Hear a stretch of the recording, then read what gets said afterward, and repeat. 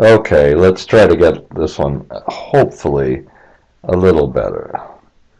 I'm looking at featured.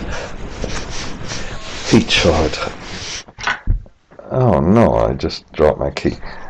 Featured uh, featured real estate models, and there are a few complications that really make real estate models tricky. And the primary one is just modeling portfolios of different assets. So I'm going to open this one, have a little bit of different strategy. It says enable the macros. Hopefully it opens okay. And let's first make absolutely sure that we just do this. Okay, so we have some table of contents. We're going to look at really the mixed-use analysis here. And I hope it's finished. Now, this one has a series of different projects, different costs, different sensitivities. We should have made all of these consistent. Different kind of debt to capital ratios for the whole project. Okay, and different scenarios. Now, the S curves, that's how you spend the money during construction. This has the IRRs of every single project, where you look at the cash inflows compared to the construction cost of the isolated project. And this has the IRR of the total project. It's very good IRR. Okay, and for the equity IRR, we really have to do it on an aggregate basis. And just a minute. Y is excuse me. I think this was after sensitivity, I hope. Okay, now let's look at the scenario analysis. We put in different cap rates, different land costs, different sensitivities for S curves and everything else. Okay, and then we have the mixed use model, and here is the thing. Now I might be repeating this in a couple of different videos, but here's the big thing to start with. You start, in this case, we started with a, look at this, there's a little data validation here. We started with the monthly analysis, put an end of the year for each month and an end of the quarter, which, this was a painful one, you know, but there's another one. We should have used an end of quarter function. A little worried about this. This is the start date for the entire model. Then we had some inflation rates, some growth rates. We put the construction cost in, how many months it takes. Then that gives you the TOP date, the temporary occupation date. And this is project by project. And what you want to do is be able to add as many projects as you want, maybe individual residential homes if you want. This could be 20, 100, 200 different projects. Each one has, and finally, each one has an IRR. Each one has I have no idea what's the difference here? This was mixed use model G79. G279. H279. We'll have to see what the difference is. G279. 270. 279. This gives you the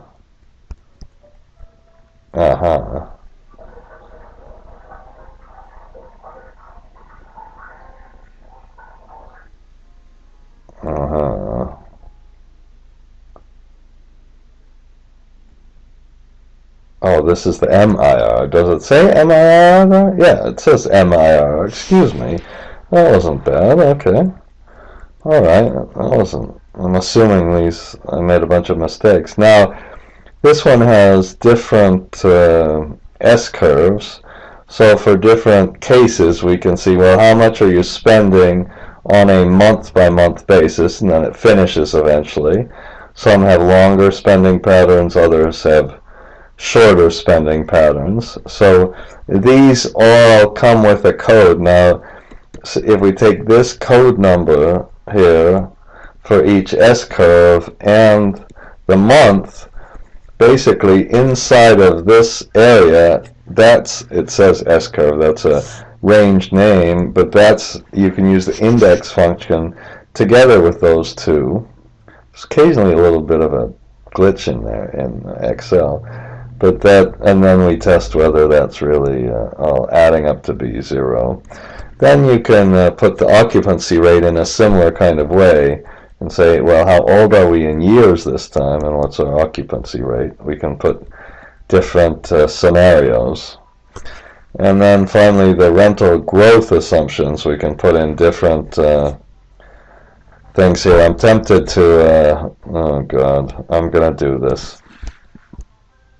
Okay. That's pretty stupid to do. Goes to open, okay, well, it wasn't a disaster. Okay. And then we put the inflation rate assumptions in. Okay. Now, what do we have here? We have the we put the different things in, and then we have the start date and the end date for construction, so we can, show a little true false for the construction period. And then we have, and that's driven as usual. These are just if statements, not if statements. They're just true or false statements. Okay. And then we put the S-curve here, and we can put the total capital expenditures for all of these things in. And then here's the commercial revenues. This is this percentage of time function. So we start in 13th of January and end in 13th of January. This starts 30th October. I think October has 31 months, so we can find out when it began. Oh, there it began. So this hopefully is one day of the month, and then the very last one here, that's hopefully 30 out of 31 days. Okay, and this one we put in Valentine's Day. Oh my God! And then this, I don't know. I hope that's right. It should be just about 50%. It looks like we have to assume whether it's the end of the day or the beginning of the day and all this. Then we put the age. We can just start counting this and get how old you are. This is a whole number, and then we can put the age in years. Now we need that to get, well, we put the different occupancy rates, and then you use this index function to find depending on this code and the right up here, the age in years or the age in months, we put the index function in there, and then we can put the other dates in. So this is all driven by a couple of things. It's all driven by use of index function with all those flexible kind of things, and it's driven by the percentage of time function, which is a really big one. I'm sure I hope I have the percentage of time somewhere else. I can't find another one. I can't believe that I don't, but that's really the key behind this stuff. Okay, and then we can put the cash flow in for each one, the accumulated thing. Once you start, and finally you go to the financing, and the financing's a little bit trickier. I find the financing also a little tricky. We don't have a classic sources and uses. We can, in this case, we decided how much equity was going to be put in, and we put the equity in first and then the debt in last, so the debt doesn't go in until after.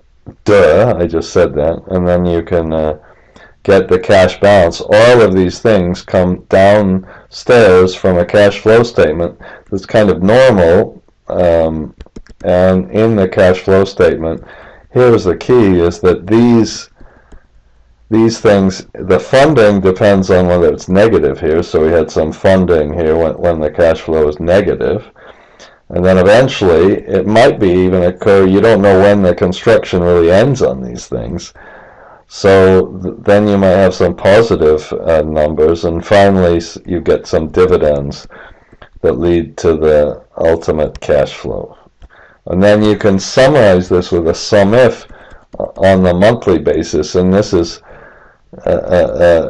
using the, you can also show pictures of it on a monthly basis. You can do it on an annual basis. This is just a little bit of analysis of the residential. Now you could all have done all this. I used to do this with a data table. I'm not going to go through that. I don't like that nearly as much as the percentage of time function. So I think that gives you just a little bit of a idea about a mixed use model. Okay, so I'm going to stop this.